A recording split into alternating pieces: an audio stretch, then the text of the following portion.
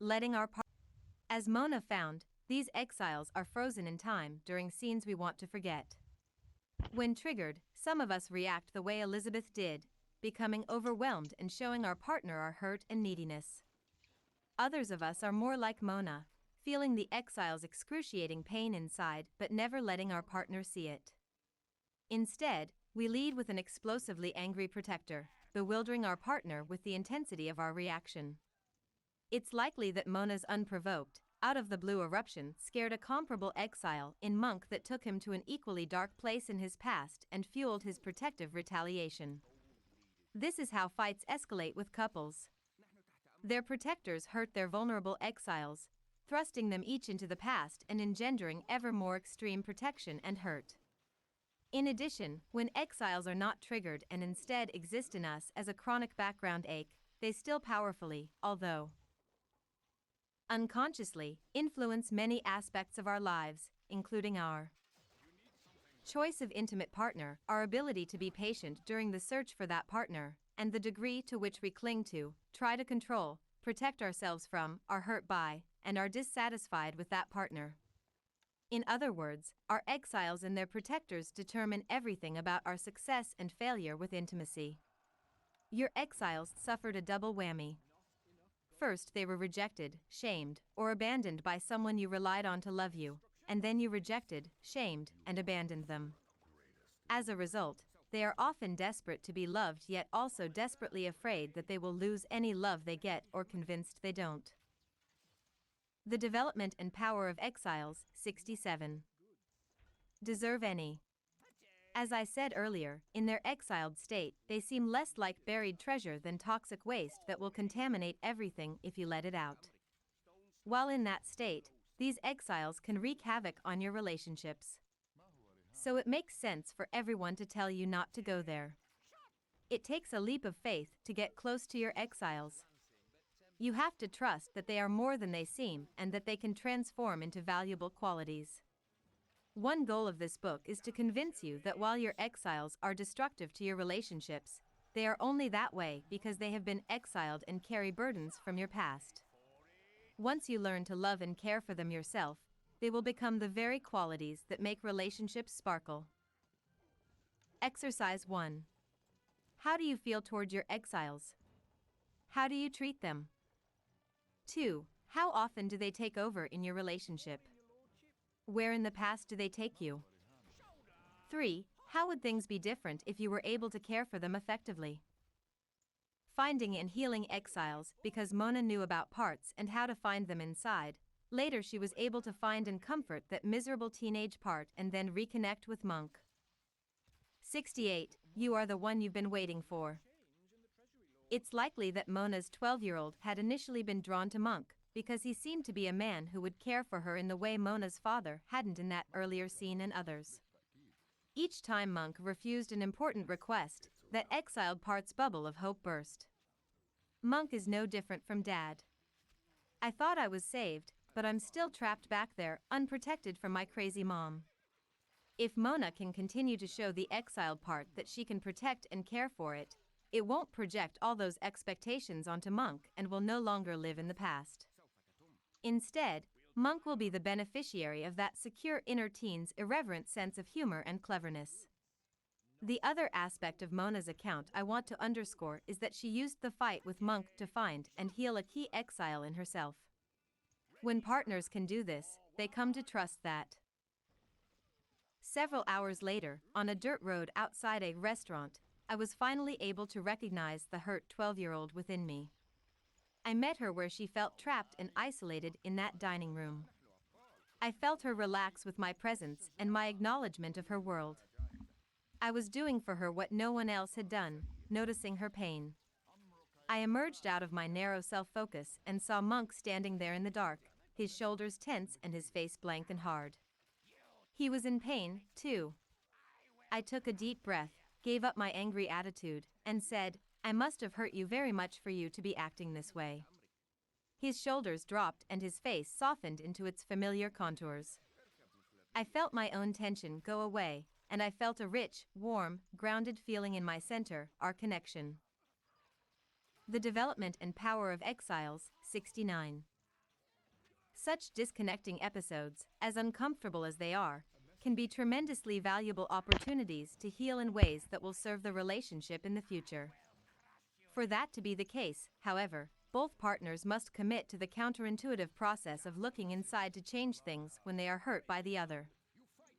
Extreme beliefs about relationships, like Mona's 12-year-old exiles, feel orphaned and rejected. They are desperate to be rescued from their wretched state and to be loved and healed. This alone means that exiles will powerfully influence your ability to be intimate. In addition, however, exiles carry a variety of extreme beliefs about what love is, whether they are worthy of it, who they must get it from, and whether it will last. Often they acquired these beliefs from experiences with caretakers during your younger years, but their extreme beliefs may also come from being burned later in life.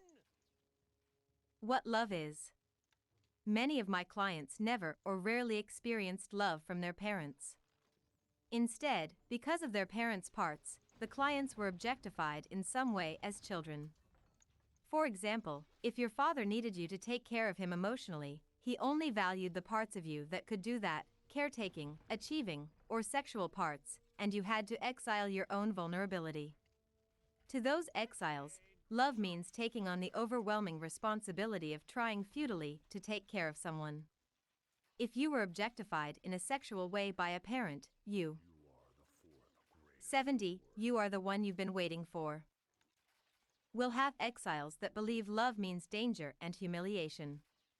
If your mother couldn't stand for you to leave her, love means sacrificing all your hopes and ambitions for another person. The point here is that many of our exiles are in a bind.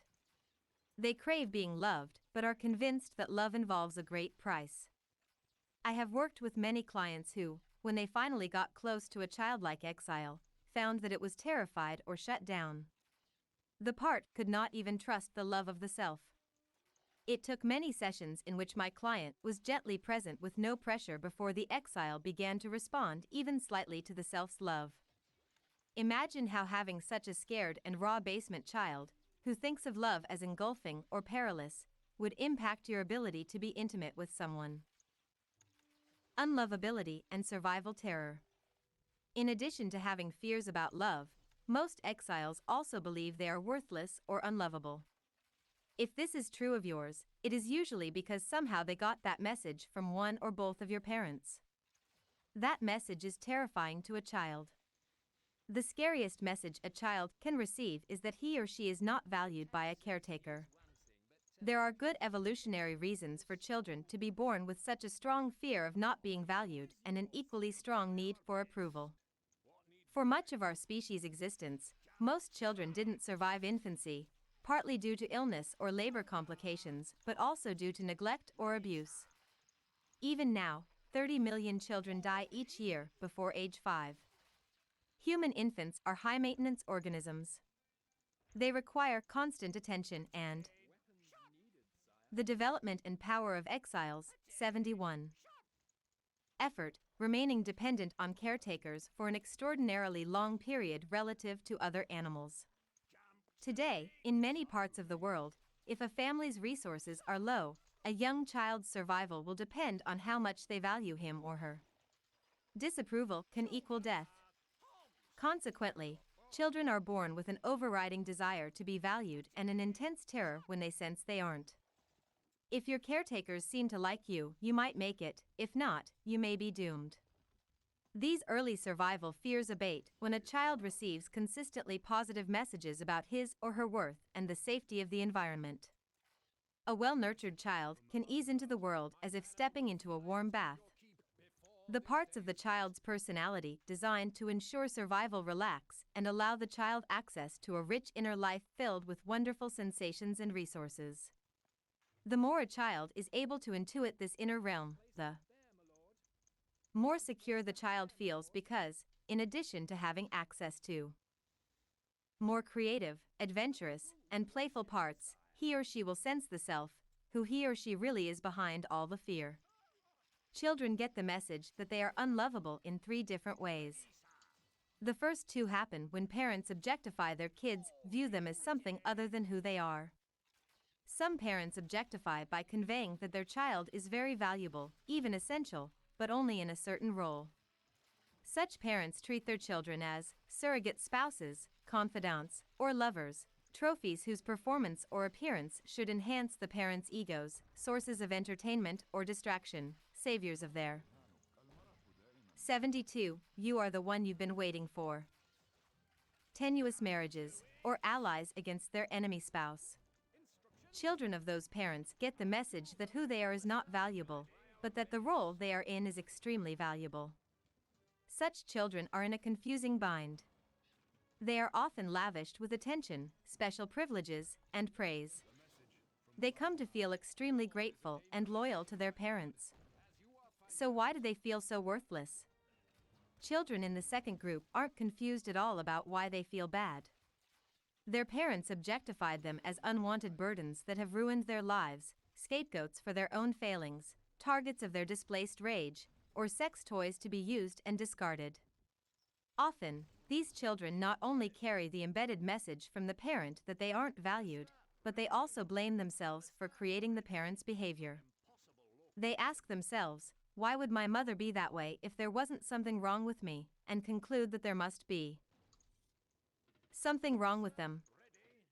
At least the children in the first group know that if they continue to play their role, they will survive. Children in the second group search desperately for a way to please but never can, or they give up and put a protective wall around their hearts.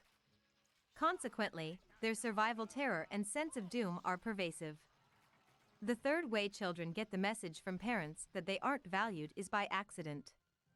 It's so easy for a child to misinterpret events and blame herself. A child's parents divorce, and she assumes she must have done something wrong for her. The development and power of exiles, 73. Father to leave her. Her sister excels in school and gets lots of praise, and she concludes that she's not as valuable as her sister. Her brother has a chronic illness requiring a great deal of their parents' attention, and she feels abandoned and less important than him. When she hits pre-adolescence and starts to develop, her father suddenly stops hugging her, and she assumes that she did something bad. Unless parents are exquisitely sensitive to, and able to closely monitor and address, each child's reaction to family changes or traumas, it is inevitable that children will accumulate a sense of worthlessness to some degree. How does your exile's sense of unlovability affect your relationships? Of course, if you believe at your core that you are unlovable, you will have tremendous fear of having that confirmed by being rejected. As a result, some people don't take the risks necessary to find a good partner, keeping a distance from whoever tries to get close for fear that the other will see how vile they are. Other people become narcissists, constantly trying to fill their bottomless pit of worthlessness with the attention or accolades of others. The drive for redemption. One other consequence of feeling unlovable deserves a fuller exploration because it is so pervasive and powerful. With the burden of unlovability comes not only survival terror, as mentioned earlier, but also an intense drive to be redeemed, to have the caretaker who originally gave you the message that you are unlovable change his mind and tell 74. You are the one you've been waiting for. You that he does indeed value you. This drive for redemption will be a major factor in your choice of mate because you will seek someone who looks, sounds, or acts like the original redeemer. You will be strongly drawn to someone who has certain similarities to one of your parents, if that person was the original redeemer. As you search for a partner, you will feel a big, intoxicating charge for certain people. If you follow that infatuated feeling inside to its source, it's likely that you will find one of those basement children in a state of ecstasy at the prospect of finally being redeemed and cared for in the way it has longed for. That particular person has become the exile's designated rescuer/nurturer/redeemer.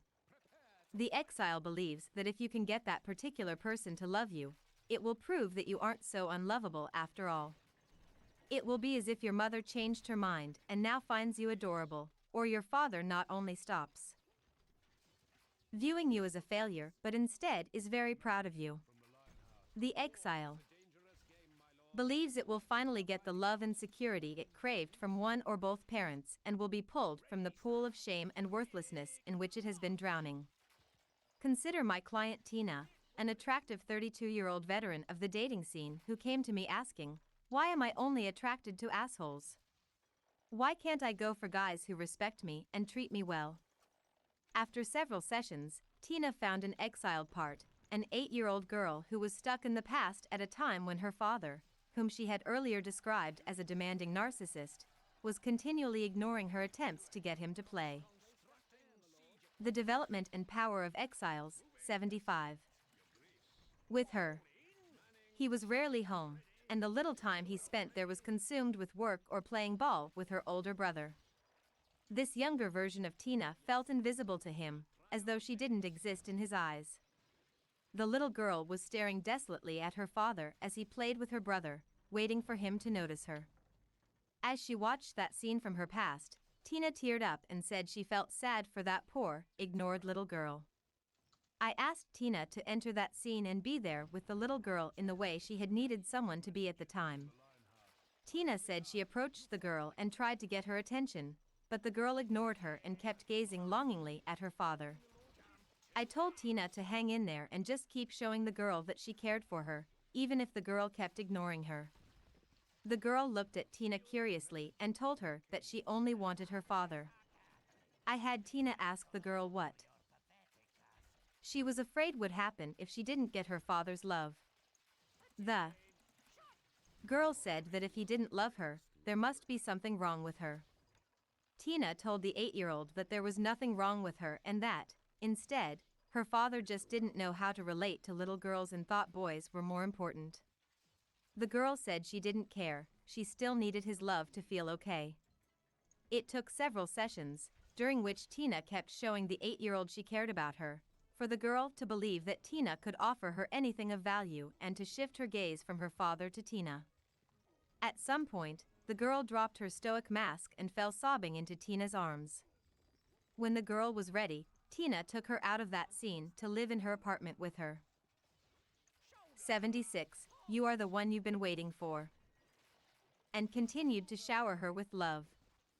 The worthlessness and unlovability lifted out of the little girl's body, replaced by a calm peacefulness.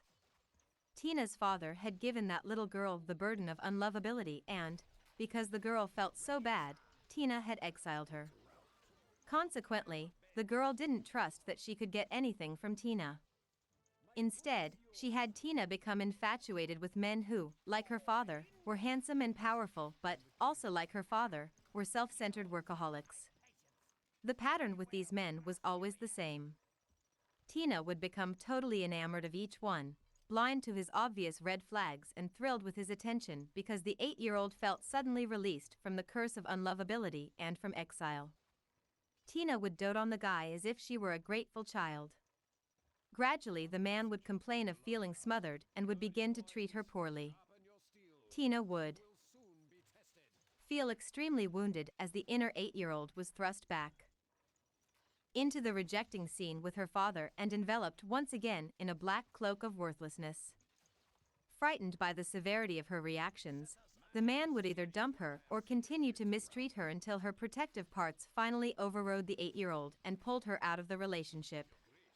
Then she would live with an abiding sense of unlovability until the next charismatic redeemer came along. Once the 8-year-old started trusting that she didn't need her father's attention because Tina was there for her, everything changed. Now she could see the men's faults that the development and power of exiles, 77, had been obscured by the little girl's father trance. Now she was attracted to men who were interested in her and treated her well, even if they didn't look like male models and make 6 figures. She began seeing Steve, a divorced high school teacher who was a devoted father to his 2 young sons.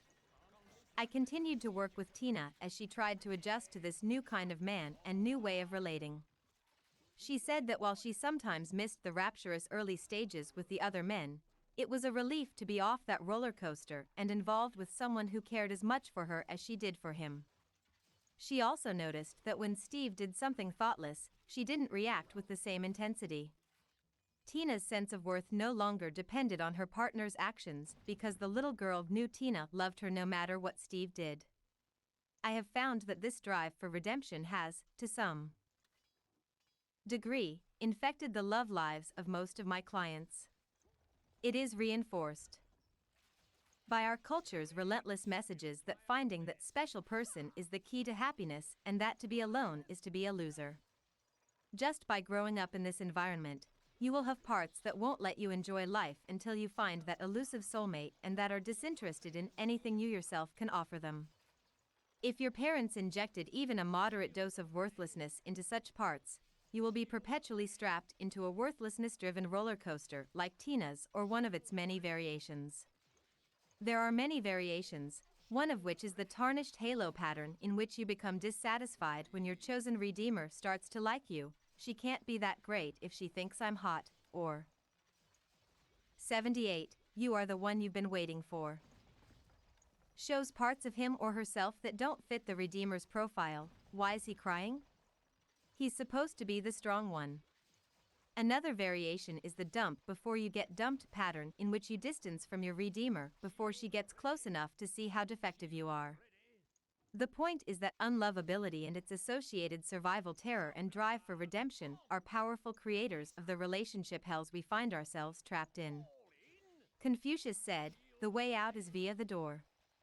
Why is it that no one will use this method? There is a door out of these relationship hells, but no one knows about it because everyone in our culture points us toward the doors that lead to people outside us, which, they promise, open to stairways to heaven. Unfortunately, each time we head up those stairs, they inevitably begin to disintegrate, and we fall back into hell. To deal with the burden of unlovability, our culture offers two doors. 1. Find a redeemer to prove the unlovability wrong, or 2. Find activities or substances to distract from it, medication, TV, internet, work, shopping, drugs and alcohol, or other addictive behavior. Neither choice ever really works. The irony is that the effective door leads inside, to the exiled childlike part that can be retrieved from the past hell in which it is stuck and shown by you that it never was unlovable in the first place. Burdens from abuse. Your designated redeemer will inevitably fail because he has no more idea of how to help that little girl or boy out of the past than you do. Also, since you picked the development and power of exiles, 79. That person because he resembled the parent who hurt you, it is likely that he will, at some point, hurt you in the same way your parent did. It's as though you walk around with an invisible bear trap on your leg, searching for the person who holds the key to unlock the trap. When you find that person, you rejoice at the relief but later find that he carries other bear traps that he applies to both your legs. If you were physically or sexually abused, your exiles will carry other beliefs about your value that contribute to these unlovability/redemption patterns. One such belief is that you brought the abuse on yourself and therefore are bad and undeserving of real love. You will tolerate a great deal of abuse from your designated redeemer because it only confirms what you believe about yourself, and you will find it hard to trust or accept being treated respectfully. You will have parts that believe you have to pay somehow, perhaps in sexual favors or excessive caretaking, for any kindness you receive. You will assume that a decent person would never stay with you. These are the kinds of assumptions most abused children make about themselves because their young minds can find no other explanation for why adults would treat them so badly. Also, it is safer for a child to hate herself than to be angry at the abuser, who will only hurt her more if she shows any defiance. If you were abused, it is likely that you have childlike exiles frozen in time when the abuse took place that hold fast to this kind of self-loathing. 80. You are the one you've been waiting for. These beliefs about unworthiness combine with an intense drive for redemption, the intensity of which is often positively correlated with the level and chronicity of abuse, to explain why so many people keep going back to abusive partners, even when they have reasonable alternatives. They are addicted to the fleeting moments when the perceived redeemer shows them love or protects them, and they believe they deserve to be mistreated. It is important to remember that this is just a more extreme version of the redemption pattern that most people's exiles play out. Whether love will last. The final set of influential beliefs that exiles often carry has to do with whether or not they will lose whatever love they get. Some clients, when they finally make contact with an exile, see an image of a child who is shriveled, zombie-like, staring into space, and unresponsive to their presence. These parts have been so devastated by losing the love of a caretaker that they give up on ever getting any love again. The loss may have come from neglect, rejection, or abandonment by a parent, or from a sudden death or other situational loss. Those events, especially if they are repeated, leave a child not only with the assumption that love will never last, but also with a conviction that the pain of losing it is so horrible that it is better to never open to it again. Such fatalism will keep you from risking true intimacy with anyone or, if you do take the risk of finding a partner, from ever really opening your heart to her. Because you expect her to leave at any moment. It seems wise not to invest much emotionally. The development and power of exiles, 81. Self-fulfilling prophecies. These beliefs that our exiles carry about love not only limit how much intimacy is possible in our lives, but they also often create the exact scenarios that the exiles fear. For example, if you don't open your heart to your partner because you fear she will leave, she is much more likely to leave than if you did open to her. Once she does leave, your exile's belief is further confirmed, and you are more likely to create the same dynamic in your next relationship. As another example, if you become highly dependent on, controlling of, or codependent with your designated redeemer because you feel so unlovable, he will lose respect for you and treat you poorly, confirming your beliefs about yourself. It is one of the great injustices in this world that so often people who are abused as children are doomed to lives of recurrent mistreatment by the beliefs and emotions they accumulated during the initial abuse. Often such people are blamed by family members or mental health professionals for choosing and deriving pleasure from their plight. There has to be something she's getting from being with such an awful guy. She must enjoy being dominated. Exercise. You can get some idea of the kinds of extreme beliefs about love and relationships your exiles carry by thinking about your childhood, which is what many conventional therapies focus on. 82. You are the one you've been waiting for. For example, how much were you objectified, abused, or made to feel worthless by your parents? How much did you have to care for them? What might your exiles believe about love because of those experiences? It is hard, however, to know exactly what your exiles' beliefs about love are until you actually listen to them directly. That may not be possible at this point because your protectors may not be ready to let you listen to them. In that case, this exercise will not yield much information, and you may need to find an IFS therapist to help you access your exiles' beliefs. Think of times in your relationship when you felt extremely vulnerable. The feeling might be hurt, shame, fear of abandonment, fear of engulfment, rejection, neediness, or the drive for redemption. Choose the feeling that comes up most frequently. Now, focus on your memory of that feeling and see if you can sense where that part is located in or around your body. Notice how you feel toward that vulnerable part of you.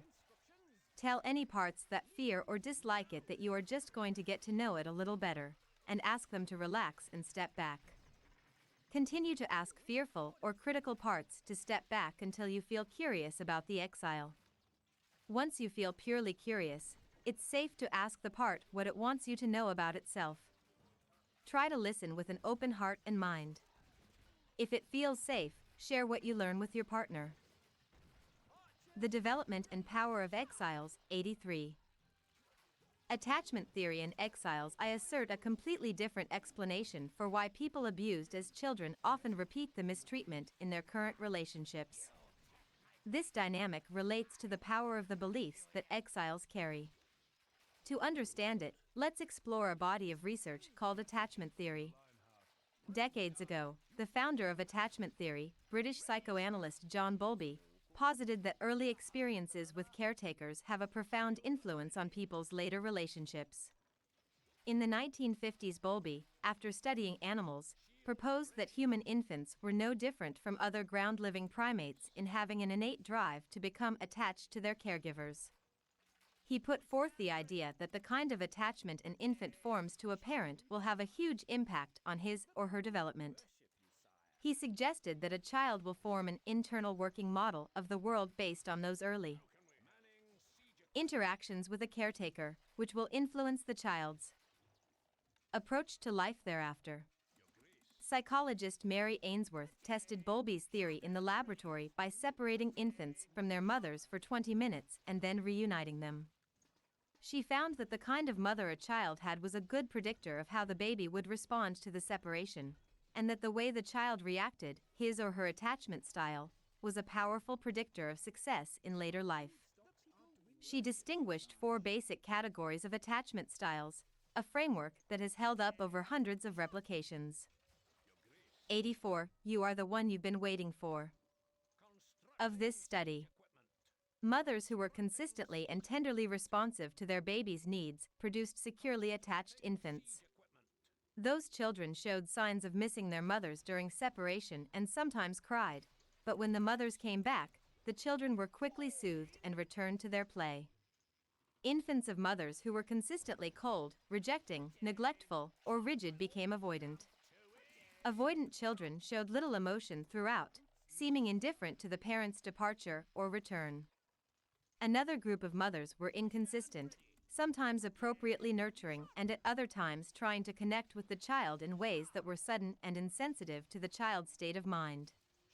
Their infants showed what is called ambivalent attachment. They clutched at the mother when they were together, wailed inconsolably when they were separated, and remained that way after her return. The final group, those showing disorganized attachment, often were victims of abuse or of highly neglectful and unpredictable parenting. Those infants did strange things during the exercise, such as moving in circles, rocking back and forth, and entering a sort of frozen trance. As my clients focus on the felt sense of their exiles, a visual image of those parts often comes to them. Over years of working with clients in this way, I have noticed that clients' images of exiles fit the same categories that attachment theorists use with children. That is, some clients see an image of a crying, needy boy or girl who frantically clings to them, much as ambivalently attached children cling to their mothers. Others find an inner child who. The development and power of exiles, 85. Seems totally distracted, unaware, or ignoring of their presence or angrily pouting and rejecting, like the avoidant children in the experiments. Still other exiles appear to be frozen, half dead, devoid of any life force, or in a kind of frenzy when the client first sees them, similar to Ainsworth's disorganized infants. What Bowlby called the child's internal working model is the belief system about love carried by your exiles. There is considerable research in the attachment field documenting the impact of these working models on later relationships. Attachment re-injuries. The acts that created these beliefs and emotions in your exiles in the first place are called attachment injuries. When your intimate partner does something similar to what your original caretaker did, you suffer what I call an attachment re-injury. Attachment re-injuries, then, are events in which you experience your partner as having betrayed, abandoned, or humiliated you, reaffirming the original message to your exiles that they are unlovable. The degree to which that message devastates you depends on how much worthlessness your exiles already carry. For example, Tom and Judy came to see me because they both agreed that Tom's explosive rages were destroying their relationship. They said that while he had always had a temper, things had become much worse since the death of his father 2 years earlier. Now, at unpredictable points in arguments with Judy, Tom just lost it and, while he had never hit her, he became very 86. You are the one you've been waiting for. Loud and threatening, and would follow her all over the house. After a few history-taking sessions, I asked Tom if he wanted to change the way that angry part of him took over, and he said he did. I had him focus on it and find where it seemed to be located in his body. He found it in his arms and fists. I had him focus on it there and asked him how he felt toward it.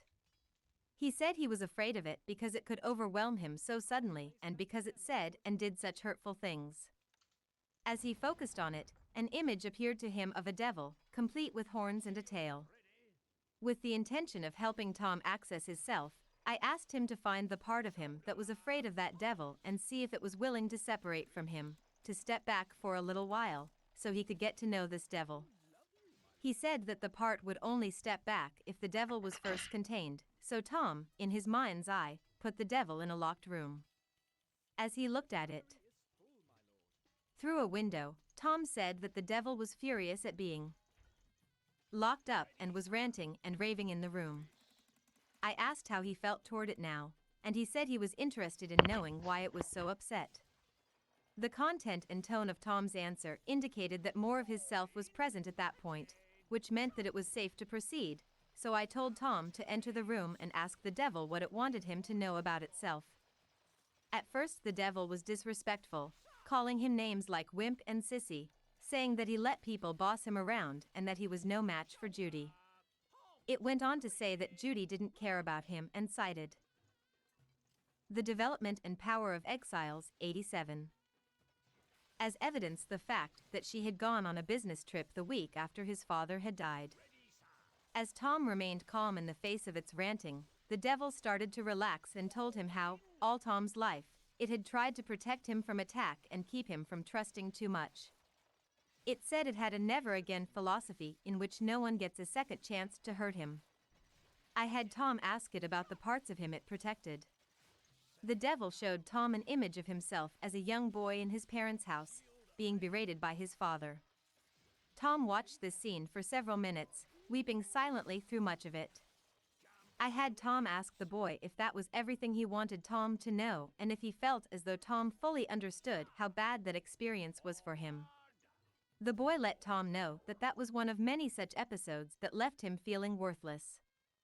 I had Tom enter the scene and take the boy out of it to a safe, comfortable place in the present where he could unload that sense of worthlessness.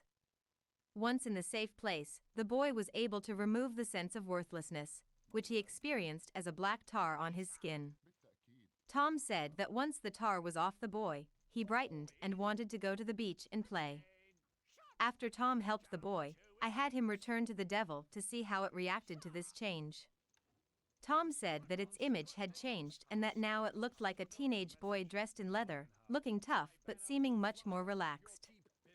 This devil-come-teen agreed that if Tom could take care of that boy, the devil wouldn't have to jump in all the time to protect the boy from. 88. You are the one you've been waiting for. Judy.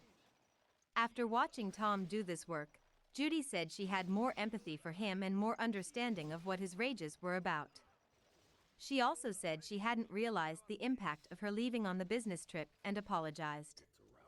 After several sessions like this, Tom became far less volatile, and the focus of therapy shifted to other issues. Tom's exiles interpreted Judy's going on a business trip during his time of high need to mean that she didn't value him. To them, Judy was supposed to be the person who would remove their sense of unlovability, but instead she confirmed it by abandoning him. That slight ignited the shame and survival terror that Tom's exiles already carried from his father's tongue lashings and made those young, needy parts of him even more desperate for Judy's love. But to Tom's devil, she was no better than his father and, consequently, it would never again allow her access to those hurt little boys in Tom.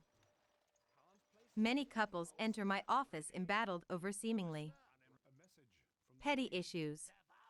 As therapy unfolds, however, it becomes clear that one of them suffered an attachment re-injury earlier in their relationship, sometimes even decades before.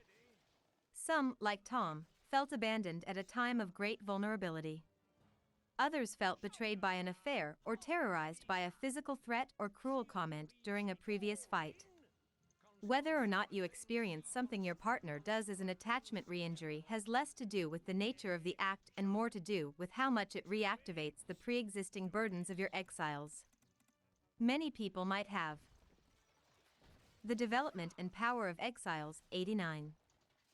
Been disappointed with Judy, but wouldn't have felt mortally wounded. For so many couples, however, any awareness of the re-injury root of their squabbles is lost in the jungle of unpleasant and unrelated interactions that grow around it. Many therapists try to hack paths through that jungle by teaching communication skills to couples, by helping them resolve the conflicts they bring in, or by assigning homework designed to create more intimacy, only to find that the paths they clear are quickly overgrown because the attachment re-injury that fertilizes the jungle is never unearthed.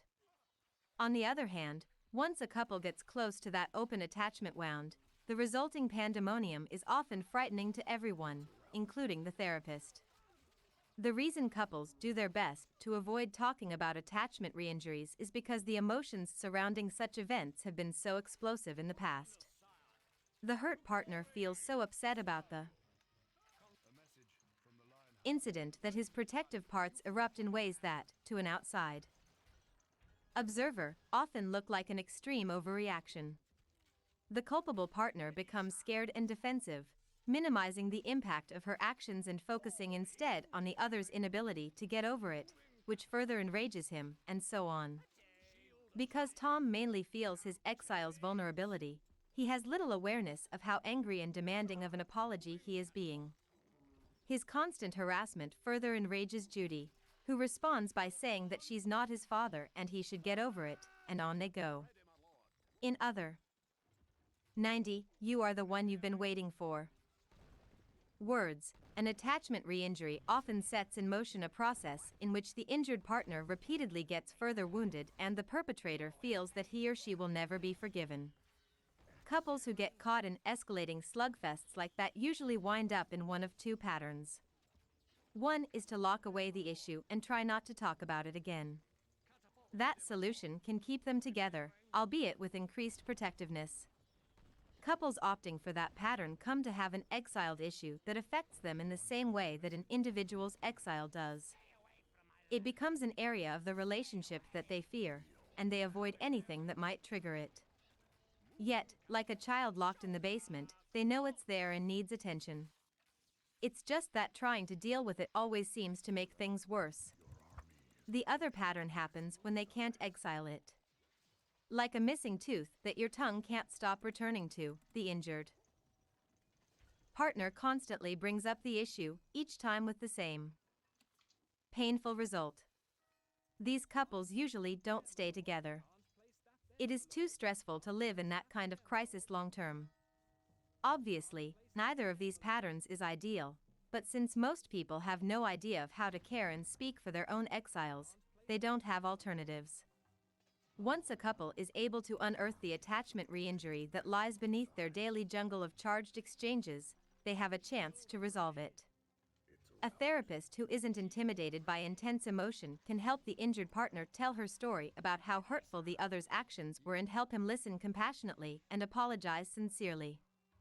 Couples can experience the development and power of exiles, 91. Relief and renewed intimacy in such sessions that can serve them well for a time. In my opinion, however, that healing is incomplete because while the injured person's exiles feel better about the partner, they still carry emotions and beliefs from earlier experiences that will be triggered again at some point. The couple has been brought back together after being blown apart by having stepped on a landmine, but their relationship remains a minefield. Exercise 1. Have you suffered one or more attachment re-injuries in the history of your relationship? How did you and your partner handle that event? Does it still come up or have you buried it? How much of your current conflicts might be related to it? 2. How scary would it be to follow the feelings from that event inside to find the parts that are stuck in those scenes and in much earlier ones? Trailheads and tormentors. This book will not only help you and your partner reconnect, but will also allow you to eliminate the minefield. To do that, you will need to be willing to find the ways your partner has hurt you and then use the feelings from those episodes as 92. You are the one you've been waiting for. Trailheads.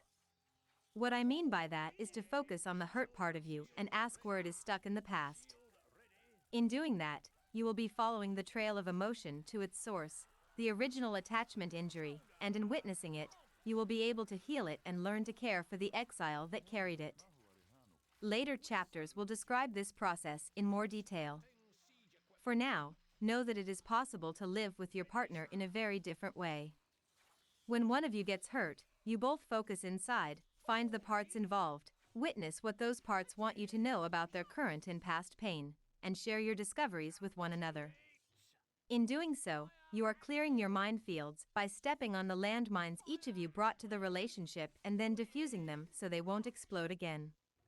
By stepping on your landmines, your partner becomes your valued tormentor. She mentors you by tormenting you. Without her, you wouldn't be able to find many of the exiles you need to heal. And as you become comfortable speaking to her about your inner experiences with your exiles, after following the trailheads she reveals, you will find her loving acceptance and support sublime. Together you will share a vulnerable and rewarding form of intimacy as partners on a journey of mutual healing and growth.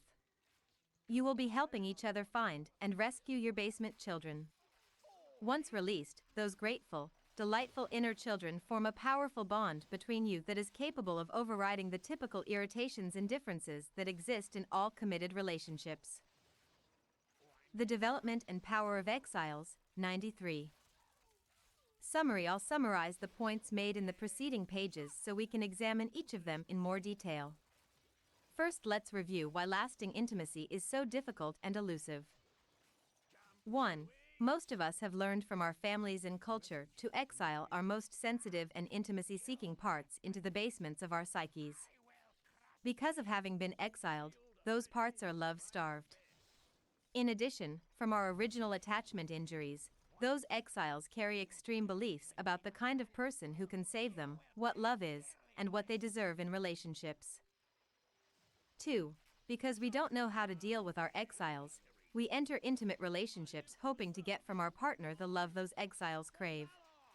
Those basement-dwelling parts can make us pick the wrong person, make us become addicted to and stay with that person too long, and keep us from being attracted to or remaining with the right person. 3. Because our exiles are so desperate, easily hurt, and terrifying to us when they are upset, we have other parts that protect them by using one of the 3 projects. 1. Changing our partner. 2. Changing ourselves to please our partner. Or 3. Giving up on our partner and distracting or numbing. 4. Consequently, when our exiles are focused on our partner, he will feel overburdened by our clinging, jealousy, and neediness. Then when our protectors jump in, he will feel shut out and blamed. 94. You are the one you've been waiting for. 5. When our partner acts like one of our parts, we will relate to him in the same way we relate to that part. If we judge ourselves as ridiculously weak when we feel sad or needy, when our partner's vulnerability triggers our own, we'll overtly or covertly judge him as weak. If we learn to view our assertive parts as selfish, we'll be uncomfortable with our partner's assertiveness. Solution. Now let's examine the solution to this seemingly impossible dilemma. 1. We each have a source of love within us called the self. From this place, we can retrieve our exiles from our inner basements and heal their wounds sufficiently that they trust us to care for them. When this happens, our protectors relax and cease to give our partner such a hard time. We can become our own part's primary caretaker. 2. Because our former exiles are no longer locked away and now trust us, they are not so desperate, oversensitive, or in need of protection. They let us choose the right person and open our heart to that person without the neediness, trepidation, or protectiveness that characterized our former attempts at intimacy. 3. When our former exiles trust ourselves to be their primary caretaker, our partner can be our part's secondary caretaker and can help them feel accepted and loved by an outside person in a way they never have before. In that context, our parts can learn. The Development and Power of Exiles, 95. That intimacy can be safe and rewarding, and that they deserve to be loved unconditionally.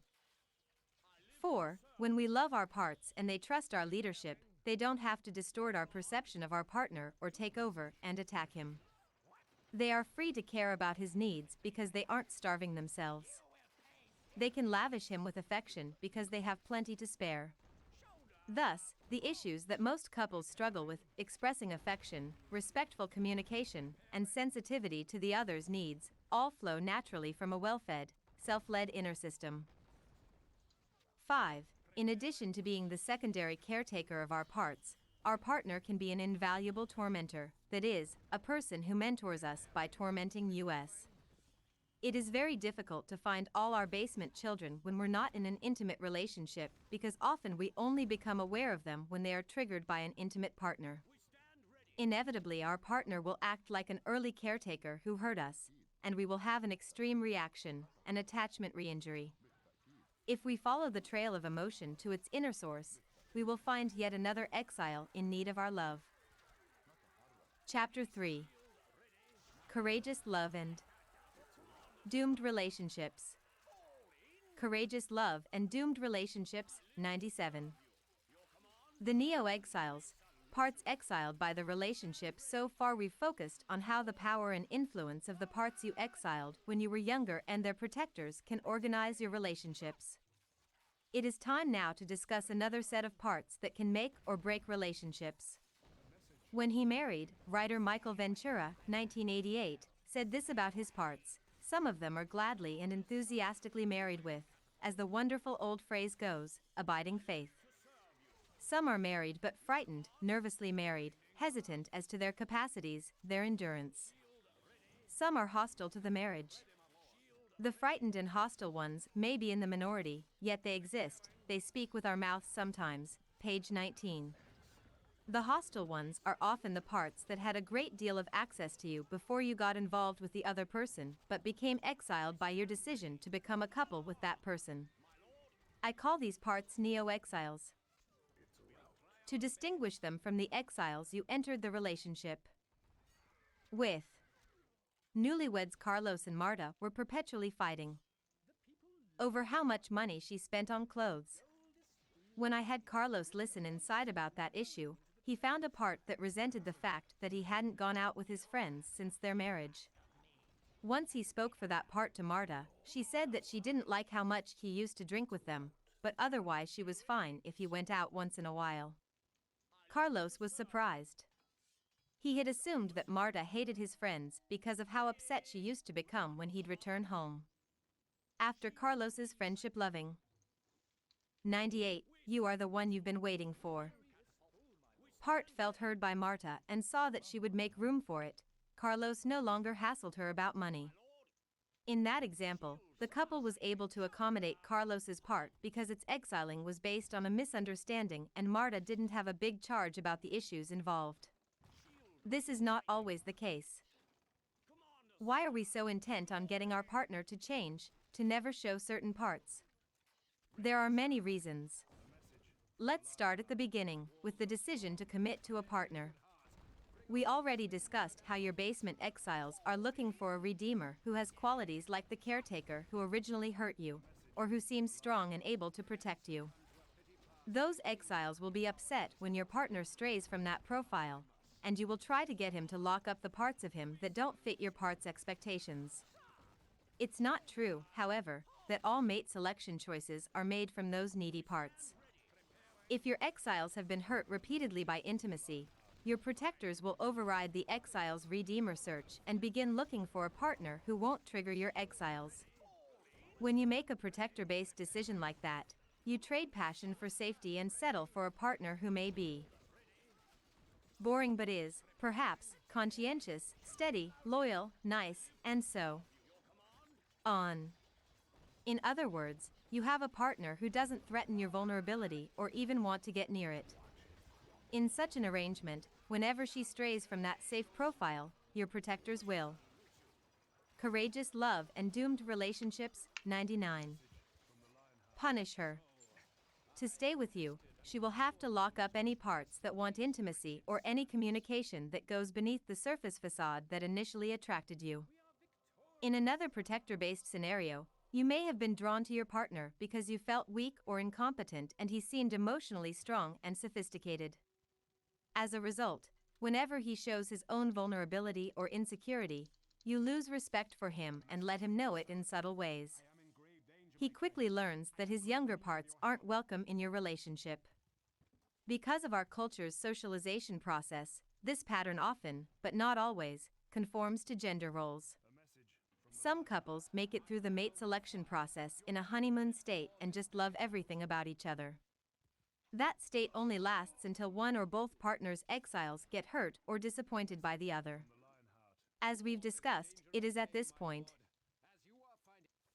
that their protectors initiate one or more of the three projects: change the partner, change themselves, or give up and distance. Each of these projects results in the exiling of previously powerful parts, whether they are yours or your partner's.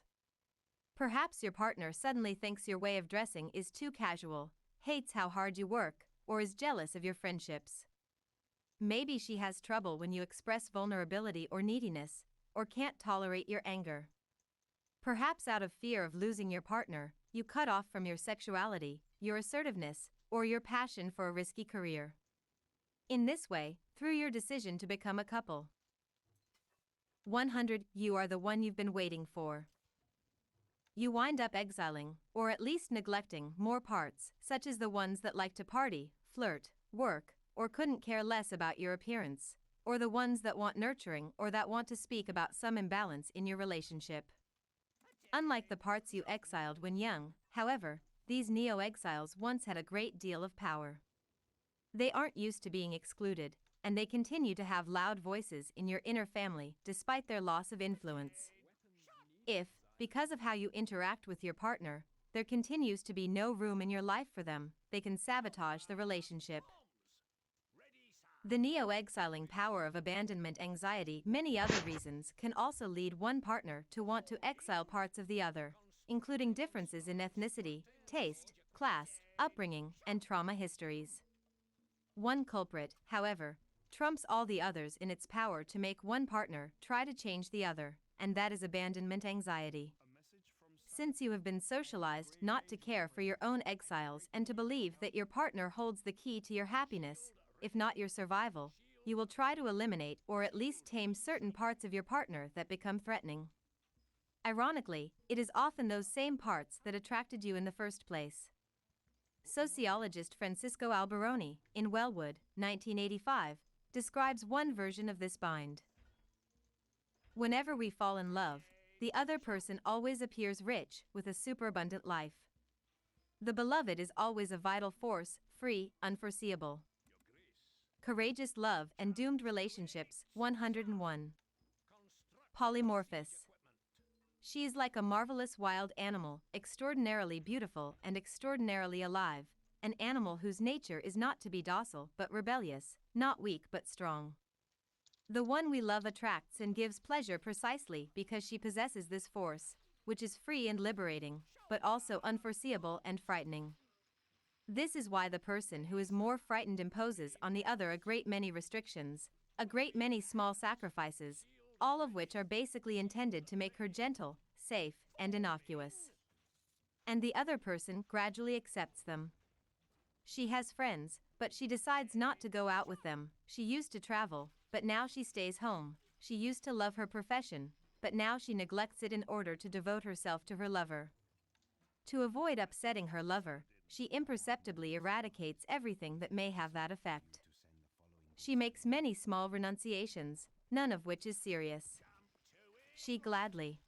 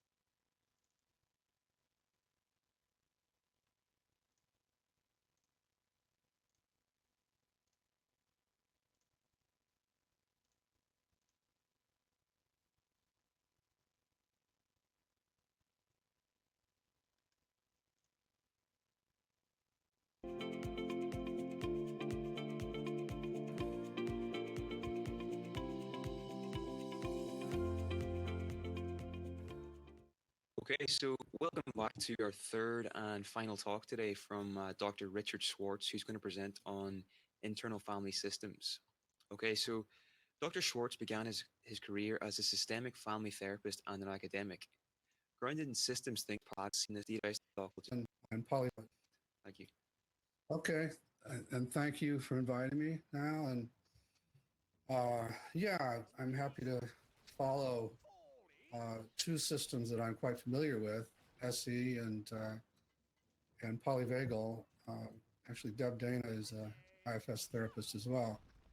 So I'm gonna describe the history of the model, my history, some, and then describe the model and the way we work with trauma, and then hopefully we'll do some experiential exercises, and then we'll do the questions and answers. So to jump in with this, and I'm in our, just to explain the setting, I'm in our, my family's vacation home in Michigan, which is right on Lake Michigan. So it's very lovely. I thought I'd make you all jealous a little bit. So I'm sort of on vacation, but I'm still very happy to be with you. So, yeah, I'm going to go back in time quite a ways because I'm pretty old. So back to about 1982, and I just finished a doctorate in marital and family therapy because I was one of those zealous family therapists who thought we'd found the Holy Grail for psychotherapy, and also thought that people who spent a lot of time mucking around in the internal world, namely, particularly psychoanalysts, were wasting their time because we could change all that by just reorganizing the external system, the family system, and sort of magically these symptoms would disappear. And I was a structural family therapist mainly, a la Salvador Minuchin. And Minuchin had written about the luck he'd had with anorexia. So I was eager to prove that it was also equally effective with bulimia, which back in those days was somehow a new syndrome that had just emerged. And I hooked up with an eating disorder treatment center, or support group, and with a colleague, Mary Jo Barrett, we tracked down 30 bulimic kids and their families, and did this structural family therapy with them. And I found that I could reorganize the families just the way the book said to do it. And still, a bunch of my clients didn't realize that they'd been cured, and they kept binging and purging. And so, given my outcome study mindset, it was terribly frustrating for me.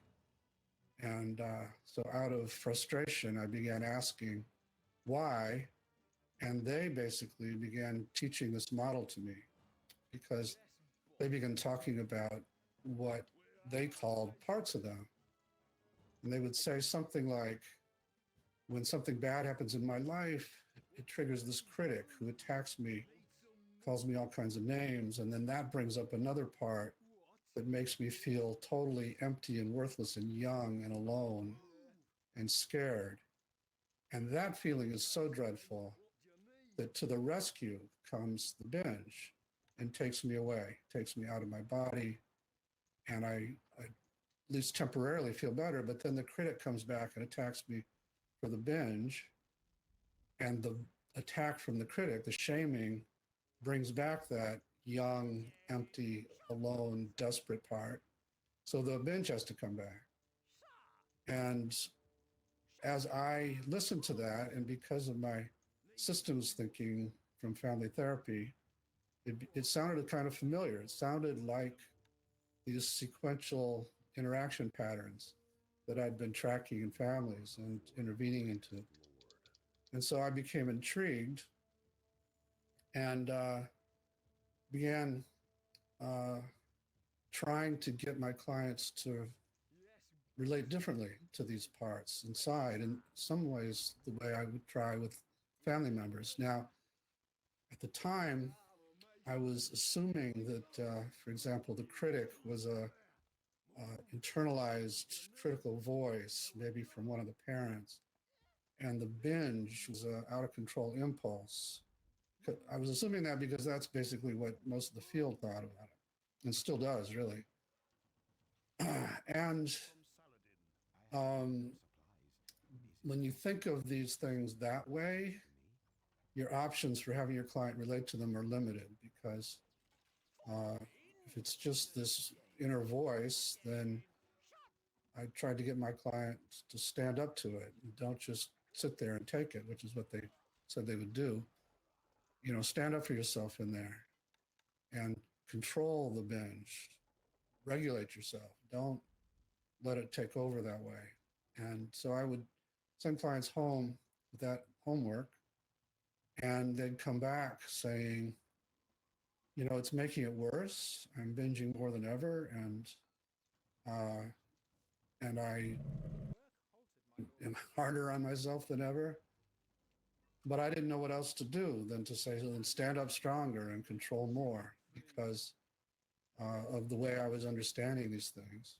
And then the first client I was aware of, who had a big sex abuse history and also cut herself on her wrists and insisted on showing me the open wounds every session. And by then, I'd learned about the Gestalt empty chair technique, where you have a client imagine a part of them is sitting in a chair across from them and have a dialogue. And then they can actually move into that chair and be the, say, the critic talking back to them. And so I was hearing about a lot of parts. So I'd have a lot of chairs, and I'd have clients hopping all over my office. And it's fascinating to watch, because people can really get into these different parts and roles. And so I was trying to get my client to stand up to that cutting part and to, you know, discipline it. And so one session, I decided I wasn't going to let it out of my office without it agreeing not to cut her that week. And after a couple hours of her badgering it and me badgering it, it finally said, okay, I'm not going to do it now this week. And of course, I opened the door to the next session, and she has a big gash down the side of her face. And I internally just collapsed when I saw that, and spontaneously said, I give up. I can't beat you at this. And the part said, you know, I don't want to beat you. And that was a turning point in the history of this work, because I shifted out of that coercive, controlling mindset, that part of me, to just being curious. And I just, again, spontaneously said, well, then why do you cut her? And the part talked about how when she was being abused as a child, it had to get her out of her body and contain the rage that would get her more abuse. And when I heard that, I shifted again. Now I'm not just curious, but I have a kind of compassion for the role it had to play, and appreciation for how heroic it had been in her life. It actually had saved her life. And when I expressed that to the part, it broke into tears, because everyone had demonized it and tried to get rid of it, or at least manage it, control it. And here finally it was getting to tell its story. And so that made me start thinking, maybe these parts aren't what they seem. Maybe they are like children in families, hence the name internal family systems, who are naturally valuable, wonderful, but are forced out of their valuable state by traumas or attachment injuries or the dynamics in the internal family or the external family. and are in roles, therefore, that they don't necessarily like, but they believe are necessary to keep the system safe. And that actually is now almost 40 years later. Is that right? My God. Yeah. And thousands of clients later, and now thousands of people using this all over the world. It's safe to say that that is true. That just to backtrack a little bit, basic assumption is that everybody is a multiple personality in the sense that everybody has parts, that it's the nature of the mind to be that way, to be multiple. We're born like that, that it's not the product of trauma. It's not a pathological condition to have these subpersonalities. It's just the nature of the mind. And that we have them because they help us in our life. They each contain valuable resources and qualities that can make life a lot easier and help us with our whatever our vision is for our life. But that they are forced out of their naturally valuable states by trauma, and they become frozen in the traumatic time so that they don't even know that you've grown up. If we do an exercise, I don't want to give away too much, but one of the questions I would have you ask one of your parts is, how old do you think I am? Not how old is the part, but how old does this part think I am? And I would say 70% of the time, the number comes back in single digits. So they're frozen back when you got hurt. They live as if the trauma is happening now, it was happening then. And they carry what I'm going to call burdens, which is a really important concept in this model. And it is different from a lot of other models because the mistake that much of psychotherapy and most of our culture has made has been to assume that the part is the burden it carries. So again, the critic is just an internalization of some critical voice, some critical parental voice, or the rage is just a bundle of anger that's out of control, or and so on and so on. And what I found was that trauma has the effect of injecting into your system extreme beliefs and emotions. And those extreme beliefs and emotions will attach to the parts, almost like a virus, like the coronavirus, and become a kind of internal operating system, drive the operation of the part, but isn't the part, is an external energy or belief or emotion that came into you and can be expelled. And so healing often is what we call unburdening. It's helping parts come to trust that they don't have to carry this stuff anymore, and you can ship it out of the client's system. So yeah, and again, the mistake of assuming the part is the burden, then like I did in the beginning, your options for relating to it are quite limited, and you're going to have your client try to fight it or ignore it or something like that. So that's parts. And as we got to know that cutting part and learned, it also talked about the parts it was still protecting that were also frozen in those trauma seeds.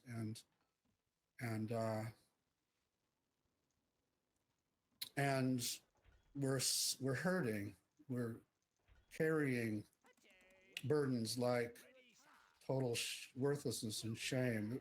The part that I talked about earlier that was so empty and young and was one of those, and also carried burdens of loneliness and worthlessness and terror from being abused. So parts became clear that some are protecting others.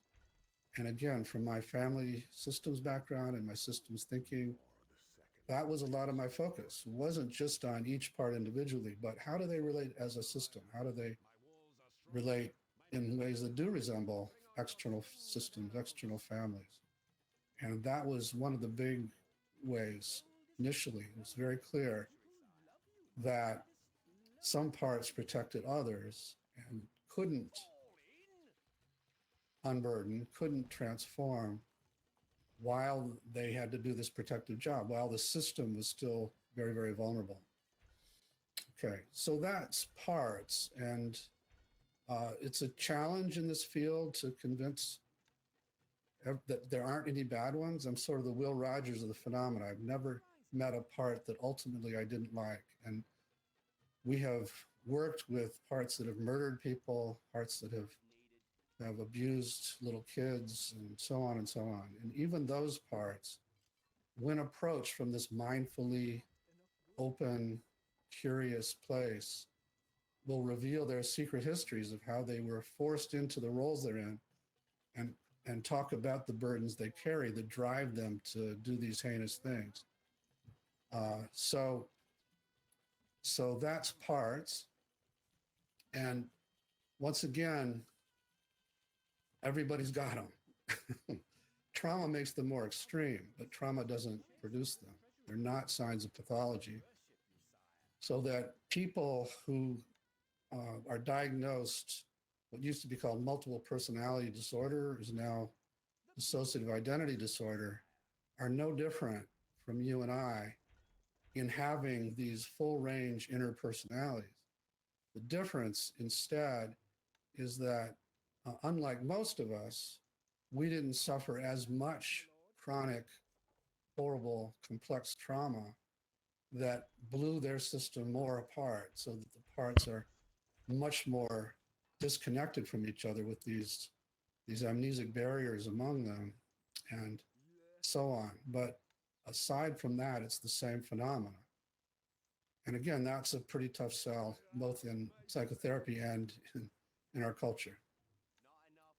And then hard enough to believe, here's something else that's even harder to believe. And that is that as I was doing this work with parts and as a family therapist, I would have in families, two people in the family talking to each other, and would notice that when another chimed in or jumped in the conversation, the two who initially were talking would get more extreme with each other. And so as family therapists, we learned to try and improve the boundaries around the two who were talking by asking the third to just wait and maybe even move out of line of vision, move back in the room some more, give more space. And so now I'm hip to the fact that these parts aren't what they seem, and that they actually deserve to be listened to and have better dialogues with each other. So I'm trying to have my client talk to that critic and try to, get to know it better and help it not have to be so attacking all the time. And as I'm having that happen, my client's getting furious with the critic, and the critic's getting defensive, and the whole thing is going south. And so I began asking clients, is there a part that jumped in that's making you so furious with the critic?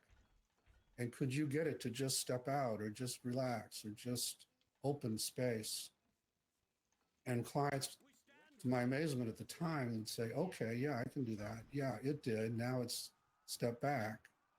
And I would say, now how do you feel toward the critic? And I'd get an entirely different answer. And often in the direction of, I'm just kind of curious about why it calls me names. Seconds earlier, they hated it or they were terrified of it, but we get that to step back, and spontaneously, without any cueing from me, clients would say something along the lines of, I'm curious about it, or even, I feel sorry for it, that it has to do this job inside of me. And that blew my mind, because I was working with a population where they'd been abused so severely often that if you went by general developmental psychology or attachment theory, there's no way that that should be the case, that they should have those kinds of qualities of curiosity, calm, confidence was what I was seeing come forward relative to the parts, given their histories. And yet there it was, just by getting parts to open little space. It was like this other person would pop out and knew how to relate to the parts in a healing way and could even take over the sessions, even in clients who'd been abused on a daily basis. So they didn't get these qualities from their caretakers in some critical period in their childhood. So that was very, very hard to believe, because as I would do this process of getting parts to separate, it was like the same person would come out in a lot of other clients. and their parts would relate well. The critic would soften and would start to tell its secret history of how it got stuck in this role. And my client would increasingly have compassion and so on. And when I asked my clients, now, tell me about that part of you, because that's great, let's keep that around, they would say, you know, that isn't a part like these others. That's more myself. That's more who I really am. So I came to call that the self with a capital S. And now again, almost 40 years later, and thousands of people using this all over the world, we can safely say that that self is in everybody, can't be damaged, and does know how to heal, both in the inner world and in the outer world. And that is the big discovery of IFS. That actually, changes everything, because and is just beneath the surface of these parts, such that when they do open space, it comes to the surface. So that is a totally different view than most psychotherapies and than our culture has about human nature, which generally has been, there's this veneer of civilized aspects of you, and then trying to contain all these primitive impulses of who you really are.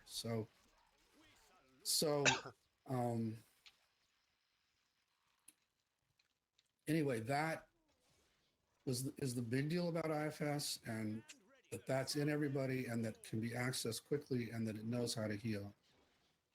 So that even when we work with couples, or we work with families, or now we're working more with corporations and larger groups, before we do anything, I'll help everybody access self. And then in that state, talk to each other and find that we don't have to do much else than hold people in that place. And they'll figure out how to improve their relationships.